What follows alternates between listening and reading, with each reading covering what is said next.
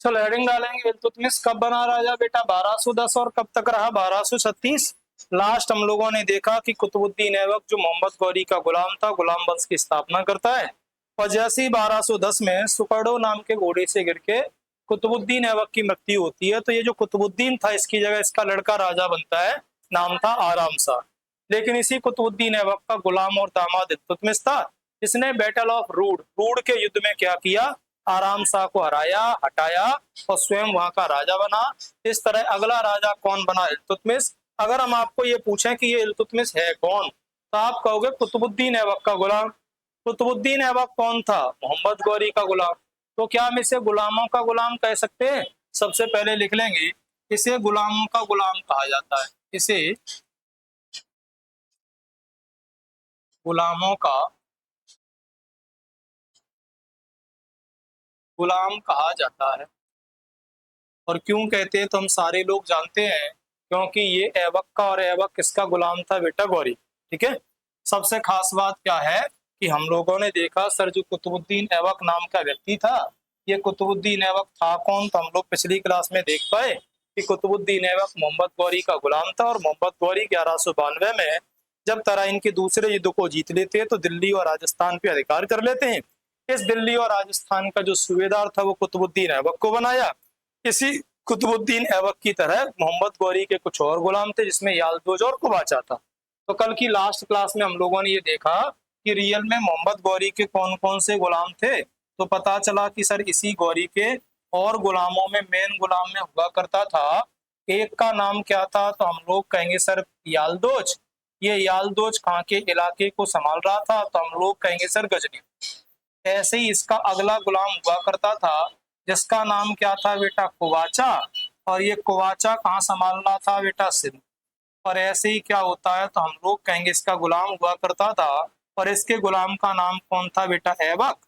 और ऐबक किसे संभाल रहा था बेटा, दिल्ली। कल हम लोगों ने देखा है जैसे ही गौरी मरता ये तीनों अलग अलग जगह अपनी अपनी जगह राजा बन जाते हैं। जैसे फॉर एग्जाम्पल अब दिल्ली या भारत का राजा कौन होगा, कुतुबुद्दीन ऐबक। फॉर एग्जाम्पल सिंध का राजा कौन होगा, कुवाचा। फॉर एग्जाम्पल गजनी का राजा कौन होगा, यालदोज। लेकिन बाद में यालदोज और कुवाचा क्या कर देते, विद्रोह। और हमने कहा कि ऐबक इकलौता ऐसा व्यक्ति था जिसने दोनों से ही क्या है, रिलेशनशिप के द्वारा, वैवाहिक संबंधों के द्वारा विद्रोह दबाया। तब हमने कहा था यालदोज के साथ किसकी शादी हुई थी, पुत्री। और कुवाचा के साथ किसकी शादी हुई थी, बहन।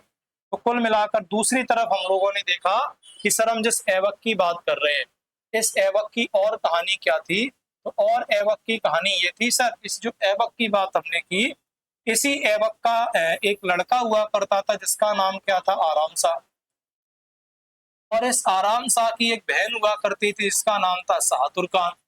और इस शाह तुर्कान का विवाह किसके साथ हुआ था, इल्तुतमिश। और हुआ ये था कि जो इल्तुतमिश था वो एक तरीके से कुतुबुद्दीन ऐबक का क्या हो गया, तो हम लोग कहेंगे सर दामाद। और जब आराम शाह को हराकर रूड के युद्ध में कौन आता है बेटा, इल्तुतमिश। इस वाली बात से नाराज कौन हो जाता है, यालदोज। यालदोज को लगता है यार बड़ी वाली लड़की हमारे साथ भी आई है, तो जाहिर हिसाब से दिल्ली का अगला राजा कौन होना चाहिए, यालदोज। और इसी बात से नाराज होकर यालदोज ने क्या किया, आक्रमण किया गया। और हमें पता है भारत में उस समय एक ही पॉपुलर जगह थी, नाम था तराइन। और इसी तरह बेटा क्या हुआ, तो हम कहेंगे यालदोज और इल्तुतमिश के एक युद्ध हुआ जिसे कहते बैटल ऑफ तराइन। लेकिन हम लोग तो देख चुके हैं ना 1191 और 1192, तराइन का पहला और दूसरा युद्ध हो गया, तो कौन सा होगा, तो हेडिंग डालेंगे बैटल ऑफ तराइन, या तराइन का तीसरा युद्ध। तराइन का तीसरा युद्ध। और बेटा ये तराइन का तीसरा युद्ध कब हो रहा है, तो हम लोग कहेंगे सर 1215। तो तराइन का तीसरा युद्ध कब हुआ, 1215 में। सर तराइन के तीसरे युद्ध में क्या हुआ, तो हम लोग कहेंगे एक तरफ था सर यालदोज और दूसरी तरफ कौन है सर, तो हम लोग कहेंगे सर इल्तुतमिश। दूसरी तरफ कौन है बेटा, इल्तुतमिश। और इस युद्ध में होता क्या है बेटा, तो ये जो इल्तुतमिश है क्या यालदोज को बुरी तरह पराजित करता है, बाद में इसकी हत्या कर देता है।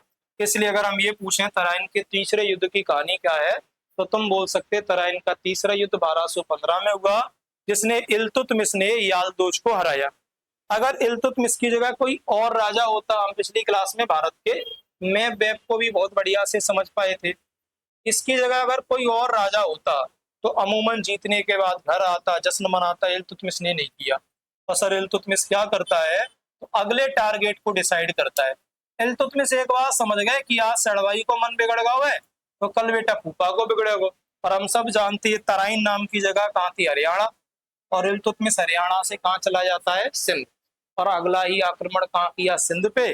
और जैसे ही सिंध पे किया तो अचानक से आक्रमण को देखकर इस कुवाचा ने सिंधु नदी में कूदकर जान दे दी। इतिहास में दूसरी बार ऐसा हुआ है किसी राजा ने जान दी हो। इससे पहले जयपाल ने दी थी, जिसे ईश्वर का शत्रु कहा जाता है। तो क्या ये बताओ, इस वाली बात से हम लोग थोड़ा सा आगे बढ़े आए?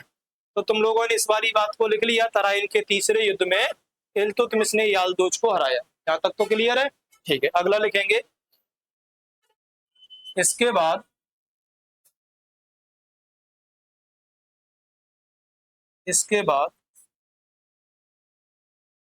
इल्तुतमिश ने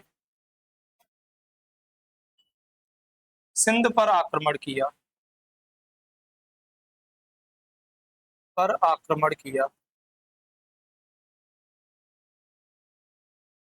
और वहां के शासक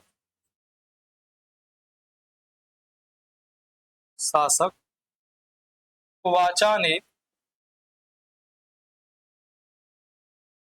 सिंधु नदी में कूदकर जान दे दी।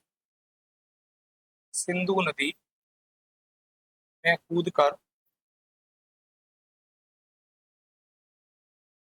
जान दी। तो बेटा हम नोट डाल के पॉइंट लिख लेते हैं। लिखेंगे यह है आत्महत्या करने वाला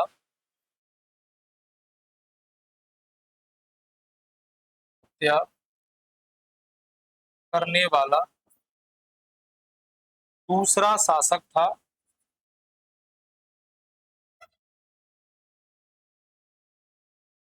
जबकि पहला शासक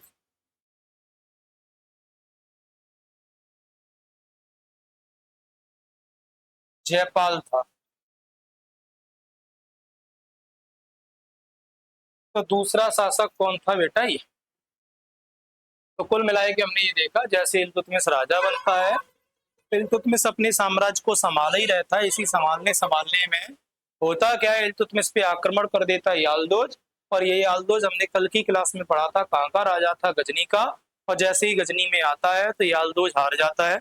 इल्तुतमिश को लगता है कि जब तक हम दिल्ली जाएंगे तब तक विद्रोह की भावना कुवाचा के मन में आएगी, और जब तक कुवाचा सोचे उसके पहले हम ही सोच लेते हैं। और कुवाचा पे आक्रमण किया, कुवाचा ने आत्महत्या कर ली। पूरी दुनिया में इल्तुतमिश का फोकस बन गया कि भैया तराइन के तीसरे युद्ध को तो जीता ही। इल्तुतमिश भारत में इतना ताकतवर राजा है जिसके नाम से लोग आत्महत्या कर लेते हैं।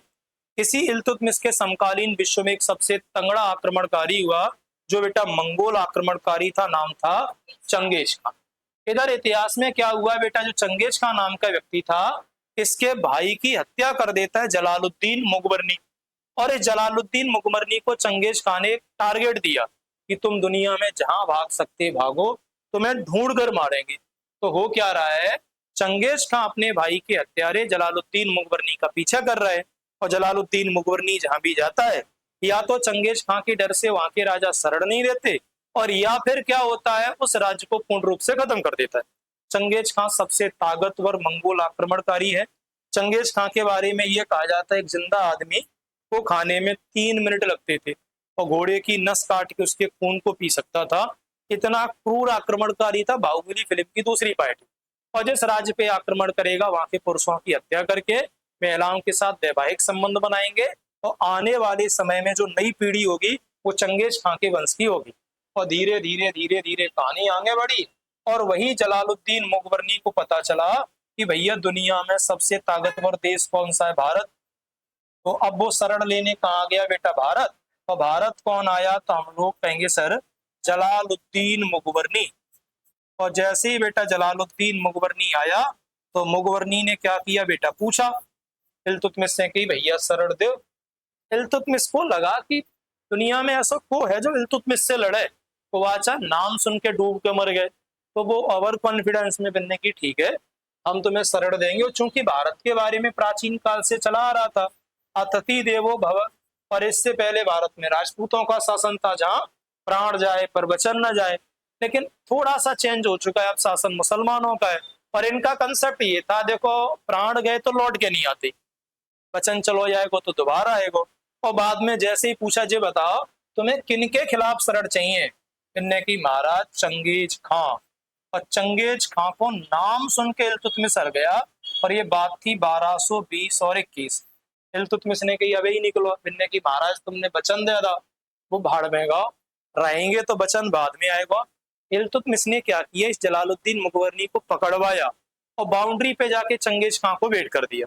इससे फायदा क्या हुआ, चंगेज खां ने भारत पे आक्रमण नहीं किया। अगर मान लो इल्तुतमिश की जगह कोई और राजा होता और वो शायद शरण से मना नहीं करता या लड़ाई करता, तो शायद उस समय ही भारत खत्म हो जाता और आने वाले समय में हम सारे लोगों की जगह या मंगोल नाम की प्रजाति पाई जाती। तो कुल मिलाकर हम ये पूछें, बताओ भारत में चंगेज खां का आक्रमण कब हुआ, इल्तुतमिश के समय? कल परसों हम एक सवाल लगा रहे थे, ऐसा सवाल आया था। या हम ये पूछें चंगेज खां के आक्रमण से भारत को किसने बचाया, तो बोल दोगे इल्तुतमिश। लास्ट ये है, चंगेज खां किसका पीछा करते हुए भारत आया और कैसे बचाया, ये समझ गए। लेकिन चंगेज खां के साथ कोई युद्ध नहीं लड़ा गया। तो चलो दो बातें लिख लेते हैं, खत्म करते हैं। देखेंगे 1220-21 में चंगेज खां ने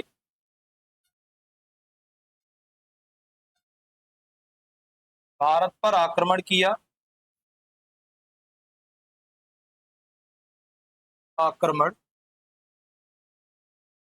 और और और जिससे इल्तुतमिश ने बचाया, मिस ने बचाया। ठीक है सर, एक पॉइंट ये लिख लेते हैं, चंगेज खां मंगोल आक्रमणकारी था,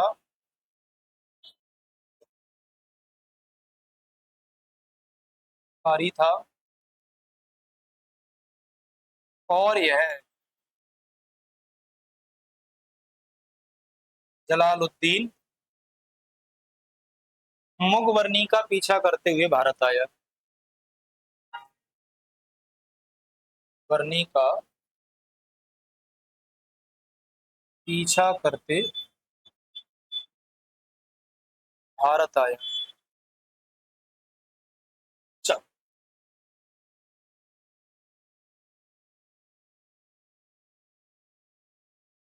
देखो फिर आगे,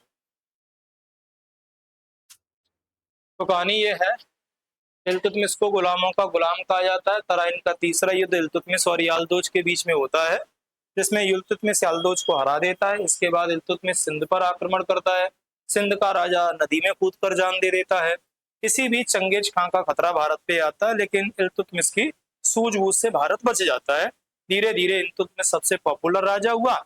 इसी बीच और इसके आगे तक इल्तुतमिश ने कई काम भारत में किए। इसीलिए अगला हम पढ़ लेते हैं इल्तुतमिश के कार्य, इल्तुतमिश ने कौन कौन से काम किए।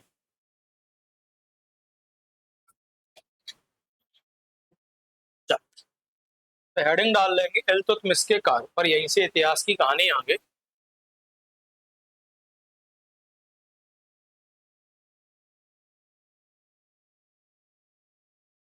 इल्तुतमिश के कार्य। अब देखो बेटा, होता क्या है, ये जो इल्तुतमिश नाम का राजा था, जब दिल्ली का मतलब जब ये राजा बना, तो हम सारे लोग जानते हैं कि सर जो कुतुबुद्दीन ऐबक था, उसने अपनी राजधानी दिल्ली को नहीं बनाया, लाहौर को बनाता है। और उसने कभी भी सुल्तान की उपाधि नहीं ली, वो सिपह सालार की उपाधि से काम कर रहा था। इल्तुतमिश इतिहास में पहला राजा हुआ जिसने अपनी राजधानी दिल्ली बनाई, साथ में उस सुल्तान की उपाधि भी ली। और रियल में हम पढ़ क्या रहे थे बेटा, संतलत काल। संतलत काल क्या था, दिल्ली की गद्दी पर बैठने वाले सुल्तानों का समय। और दिल्ली की गद्दी पर बैठने वाला पहला सुल्तान कौन है, इल्तुतमिश। और दिल्ली को राजधानी बनाने वाला पहला व्यक्ति कौन है, इल्तुतमिश। इसीलिए रियल फाउंडर ऑफ दिल्ली सल्तनत काल इल्तुतमिश को मानते हैं। तो हम ये कह सकते हैं इसने पहली बार दिल्ली को राजधानी बनाया और सुल्तान की उपाधि ली, इसलिए इसे दिल्ली सल्तनत काल का वास्तविक संस्थापक कहा जाता है। तो लिखेंगे इसने पहली बार सुल्तान की उपाधि ली और दिल्ली को राजधानी बनाया।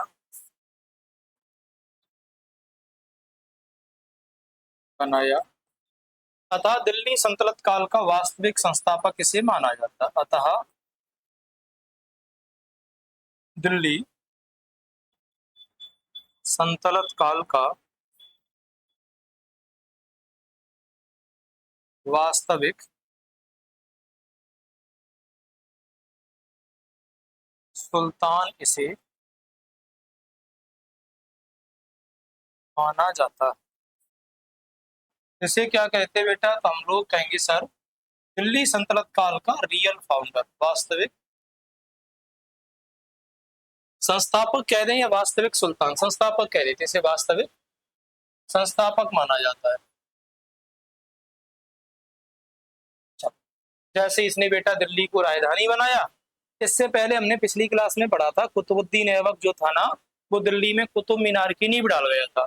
और कुतुब मीनार की जब नींव डाली तो वो बनवाना चाहता था कि अचानक 1206 में गौरी मर जाता है, और जब गौरी मर जाता है तो वो पूरी बन नहीं पाई।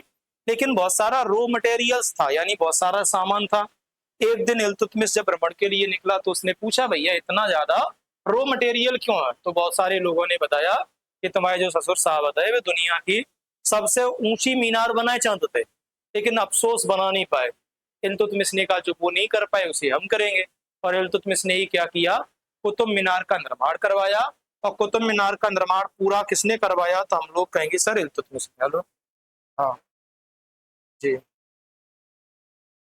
अरे मैं क्लास में हूँ, इस समय बात नहीं कर सकता। मैंने तो बोला था हाँ, ये 12 बजे की बात लगा देना आप। चलो अगला लिखेंगे। इसने कुतुब मीनार का निर्माण कराया और नींव ऐबक ने डाली थी।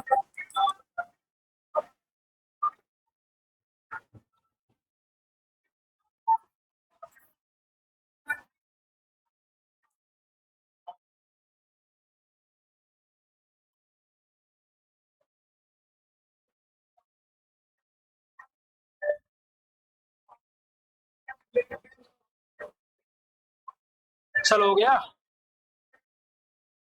तो फिर हम एक बार कुतुब मीनार देख ही लेते सर ये है क्या है।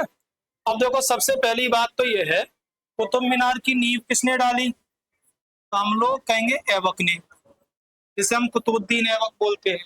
और इस ऐबक ने क्या किया बेटा? एक मंजिला बनवाया। ठीक है। इस कुतुब मीनार का बेटा निर्माण किसने करवाया? तो हम लोग कहेंगे निर्माण करवाया इल्तुतमिश ने। इल्तुतमिश। और इल्तुतमिश ने क्या किया? 4 मंजिला बनवाई। कितनी बनवा दी बेटा? 4 मंजिला। आगे चलकर क्या होता है, कुछ समय बाद इस कुतुब मीनार पर बिजली गिरती है और इसमें क्रैक आ जाती है। तो एक राजा आया जिसका नाम था फिरोज शाह तुगलक। फिरोज शाह तुगलक ने क्या किया? मरम्मत करवाई। और मरम्मत के बाद एक मंजिल और बनवा दिया। तो कुतुब मीनार 5 मंजिला एक इमारत है। और कुतुब मीनार का अंतिम मंजिला या अंतिम इमारत किसने बनवाई है? फिरोज शाह तुगलक ने। और कुतुब मीनार बन गई कितनी? लगभग एक मतलब 73 मीटर। और 73 मीटर को फिट में करेंगे 240 फिट के लगभग में हमारी इमारत पहुंच जाती है। तो हम लोग कहेंगे सर इसमें क्या हुआ? मरम्मत और अंतिम निर्माण। अंतिम निर्माण किसने करवाया है बेटा? फिरोज शाह तुगलक। कुतुब मीनार क्या है? तो हम लोग कहेंगे सबसे ऊंची मीनार,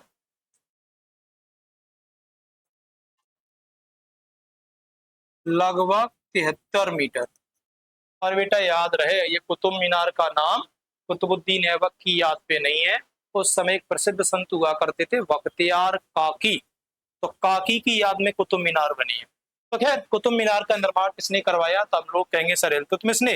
धीरे धीरे बेटा अपने यहाँ इल्तुतमिश ने कई सुधार किए, और इन कई सुधारों में इल्तुतमिश को लगा कि हम एक गुलाम थे मामूली, और हमने अपने आप को इतना पावरफुल बना लिया कि बताओ, राजा के लड़के को हराकर राजा बन गए।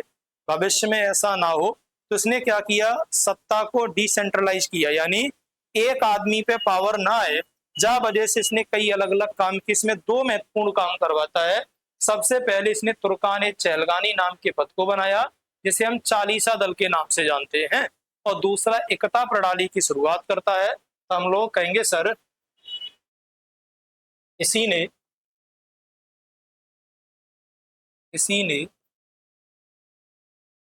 तुर्कान चहलगानी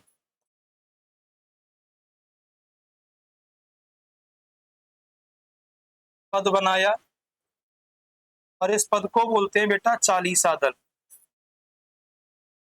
इस चालीसा दल में क्या है? तो हम कहेंगे सर तुर्क के 40 गुलाम शामिल होते थे। और इसका बेटा मूल मोटिव था, एक तो सत्ता 40 लोगों में बट जाएगी, और दूसरा राज्य के खिलाफ जो लोग काम करेंगे उन लोगों की ये हत्या कर देगा। इवन ये दल आगे चल के थोड़ा गड़बड़ हो जाएगा, और इसी के द्वारा प्रसिद्ध महिला शासक रजिया की हत्या की जाएगी। दूसरा क्या किया? तो हम लोग कहेंगे इसी ने एकता प्रणाली की शुरुआत की, और इक्तेदार की नियुक्ति की। सर एकता प्रणाली क्या थी? तो हम लोग कहेंगे अब सेना को सीधे वेतन न देते हुए जमीन के कुछ हिस्से का टैक्स वसूलने का अधिकार देते थे। यही एकता प्रणाली बेटा मुगल काल में मनसबदारी बनेगी, और यही मनसबदारी अंग्रेजों के टाइम पे जमींदारी बनेगी। और जमींदारी क्या था? 300 बीघा जमीन का टैक्स हम वसूलेंगे, कुछ हिस्सा रखेंगे और बाकी सरकार को देंगे। तो याद रहे, सीधी सेना को वेतन ना देते हुए जमीन के हिस्से के रूप में देने की शुरुआत इसने की, और उस जमीन के हिस्सेदार को इक्तेदार, ये एक शब्द आता था मुक्ति, उन्हें एक और कहते थे मुक्ति के नाम से जानते थे। चलो धीरे धीरे कहानी आगे बढ़ी, और अब हम लोग देखते हैं आगे की कहानी। तो यहां तक बताओ कोई समस्या? चल हो जाएगा। ठीक, देखो ध्यान से, इल्तुतमिश का साम्राज्य बढ़िया चल रहा है, कहीं कोई समस्या वाली बात नहीं है। और इल्तुतमिश ने बढ़िया से साम्राज्य किया, देश दुनिया में नाम किया। कई सुधार में से कुछ सुधार हम लोगों ने लिख ही लिए, परंतु अचानक होता क्या है? अब हम इल्तुतमिश के परिवार को देखते हैं। तो होता यह है, इल्तुतमिश के साथ में शासन में सहयोग कौन कर रही थी? तो हम लोग कहेंगे शाह तुर्कान। और कौन है बेटा दूसरा? तो हम लोग कहेंगे सर इल्तुतमिश। इधर बेटा जो इल्तुतमिश था ना, इसके 3 लड़के थे और 1 लड़की थी। इसके एक लड़के का नाम था बेटा नसरुद्दीन। अब ध्यान देंगे, एक लड़के का नाम था बेटा बैराम शाह, और एक लड़के का नाम क्या था बेटा? तो हम कहेंगे रुकनुद्दीन। क्या नाम था बेटा? जबकि इसकी एक लड़की थी, और लड़की का नाम क्या था बेटा? रजिया। तो इनका जो सबसे योग्य लड़का था, वो सबसे योग्य लड़का कौन था? तो हम लोग कहेंगे नसरुद्दीन। और ये तय हो गया भविष्य में अगला राजा कौन बनेगा? नसरुद्दीन बनेगा। बिल्कुल योग्य था, युवराज बनाया गया, साम्राज्य को संभालने लायक था। लेकिन बेटा 1229 में जब ये बंगाल अभियान पे जाता है तो इसकी मृत्यु हो जाती है। और जैसे ही नसरुद्दीन की मृत्यु हुई, तब पूरी कहानी अचानक से बदल गई। और सर पूरी कहानी में बदला क्या? पूरी कहानी में बदला क्या? तो अगला राजा किसे बनाया जाए? ये जो बैराम साना था, ये दिमाग से पागल था, ये हैंडीकैप था, तो ये तो राजा बनने लायक है नहीं। और रुकनुद्दीन को तुम ऐसे समझो जो दूसरे अमरीशपुरी थे, मतलब निवक उल्टे काम करने। एक बहसी टाइप का राजा था, कई बार इल्तुतमिश ने से मार दिया होता, वो तो अपनी माँ शाह तुर्कान के चक्कर में बचाए। तो जब दूसरे राजा के होते हुए उतने उल्टे काम कर रहे, अब जब ये राजा बनेगा तो जनता खत्म। तो इल्तुतमिश चाहता था ये भी राजा ना बने, तो अब राजा कौन बनेगा? तो अगली बची रजिया। लेकिन ये वो टाइम चल रहा है जहां इस्लाम अपनी चरम सीमा पे है। बुर्का प्रथा, महिलाओं को खुले मुंह आने की इजाजत नहीं है। आज तक पूरे भारत के इतिहास में महिला राजा नहीं बनी। क्या ये कभी पॉसिबल हो सकता है? तो हुआ यह कि इस रजिया को राजा बनाने के लिए इस इल्तुतमिश ने एक मीटिंग की, और इसी मीटिंग में क्या किया इसने? दो काम किए। एक तो बेटा याकूत नाम का व्यक्ति था जो इल्तुतमिश का गुलाम था लेकिन गैर तुर्क था। इसको रजिया का गुरु बनाया कि भैया वो अच्छे से जानता है, आप महिला हो पुरुष हो, राजा बनना है, पावर होनी चाहिए। इस याकूत ने क्या किया बेटा? तो हम लोग कहेंगे इसे युद्ध विद्या सिखाई, और दूसरी तरफ सारे लोगों को इकट्ठा करके कहा कि हम चाहते हैं हमारे बाद अगला जो शासक होगा वो शासक ना होते हुए शासिका होगी, और वो शासिका कौन होगी? रजिया। जावाली बात पे कई लोगों ने विरोध किया, लेकिन पाया जाता है कि इल्तुतमिश ने किसी की बात नहीं मानी। अधिकतर पुरुषों के मन में ये था कि भैया देखो इतना समय खराब तो नहीं आ कि अब पुरुषों पर महिलाएं शासन करेंगी। पितृसत्तात्मक सोच थोड़ी प्रबल थी। समय बीतता गया बीतता गया बीतता गया, और 1236 में एक बार बंगाल अभियान से लौटते समय लू लगने से, यानी लपट लग गई बेटा, और लपट लगने से का है हम लोग कहेंगे इल्तुतमिश की मृत्यु। जैसे 1236 में इल्तुतमिश बना, अगला शासक किसे बनाया जाए? इल्तुतमिश चाहता था रजिया, लेकिन उस समय के ज्यादातर पुरुषों ने षड्यंत्र करके अगला राजा किसे बनाया? तो हम लोग कहेंगे सर रुकनुद्दीन को बनाया, और अगला राजा बन गया रुकनुद्दीन फिरोज। बेटा इल्तुतमिश के बाद अगली बार गद्दी पर कौन बैठा? तो हम लोग कहेंगे सर रुकनुद्दीन फिरोज नाम का जो व्यक्ति था वो गद्दी पर बैठा। और ये राजा कब बना? तो हम लोग कहेंगे सर 1236 में। लेकिन बेटा आखिरी एंड भी कब हो जाता है? तो हम लोग कहेंगे सर 1236। रुकनुद्दीन फिरोज राजा बना, और ये मानो अब तो जनता ने त्राहिमाम मचाना शुरू कर दिया, एकदम जनता को लूटना, अराजकता फैलाना। धीरे धीरे समय बीतता गया। इधर क्या हुआ? याकूत ने एक बार रजिया से कहा कि तुम्हारे पापा ने कही थी हमारे बाद हमारे लड़का को ना राजा बना तो भाई रजिया को बनाइयो। रजिया ने कहा जेवाली बात हमें पता है कि हमारे पापा हमें शासिका बनाना चाहते थे, लेकिन जे बता जावाली बात को लोग मानवे के लिए तैयार नहीं है। दूसरी बात यह है कि तुम अगर थे, तुम कहोगे तो कतई नहीं मानेंगे। तुम्हारे संगे तो वैसे ही उल्टे सीधे नाम जोड़ रखे हमारे, इसका कोई उपाय है ही नहीं। रजिया ने अब बेटा चाल चली, और ये जो रजिया नाम की लड़की थी वो सीधे लाल कपड़े पहन के दरगाह गई। लाल कपड़े पहनकर कहाँ पहुंच गई बेटा? दरगाह। और उस समय लाल कपड़े न्याय का प्रतीक थे, और जैसी ही दरगाह गई तो वहां पूछा गया बेटा बताओ क्या न्याय चाहिए? रजिया बुर्का पहने थी। रजिया ने कहा केवल कसम खाओ कि जो भी कहोगे वो सच कहोगे। और बाद टाइम के जो सूफी संत थे वो कसम खा गए। जैसी रजिया ने पर्दा हटाया उसने कहा कि बताओ कुरान की कसम खा के कहो कि हमारे पापा ने नहीं कही कि इनके बाद राजा हम बनेंगे। कहा तो था। जे वाली बात जैसे ही जनता ने सुनी, और जनता यहाँ से भड़की, और फिर बेटा जनता इतनी भड़की, अभी तक तो जनता के मन में ये था कि हमारी किस्मत ही ऐसी है, अगर हमारी किस्मत बढ़िया होती तो राजा का लड़का क्यों मरता। अब हमारी किस्मत है तो भैया झेलो। अब जब पता चला कि हमारे राजा ने तो इनको राजा ही नहीं बनाया, और ये जनता बेटा भड़क के आई, फिरोज को हटाया, फिरोज की हत्या की, और अगली शासिका के रूप में किसे बनाया बेटा? रजिया। तो हम ये पूछ लें तुम्हें, ये बताओ रजिया को शासिका या रजिया को राजा किसने बनाया? तो तुम लोग कहोगे सर जनता के द्वारा बनाया, किसी ने नहीं बनाया। रजिया पहली महिला शासिका तो है ही, लेकिन पहली शासिका जिसे सीधे तौर पे जनता ने बनाया। और बेटा रुकनुद्दीन फिरोज ये पहला राजा नहीं है जिसे जनता ने मारा हो। हम पिछली क्लास में पढ़ चुके, जनता के द्वारा मारा जाने वाला पहला राजा सिमक हुआ करता था, और जिसके भाई कान को राजा बनाया। और कुल मिलाकर अगली शासिका कौन बनी बेटा? रजिया। हेडिंग डालेंगे रजिया बेगम, और हम लोग अब लास्ट पढ़ेंगे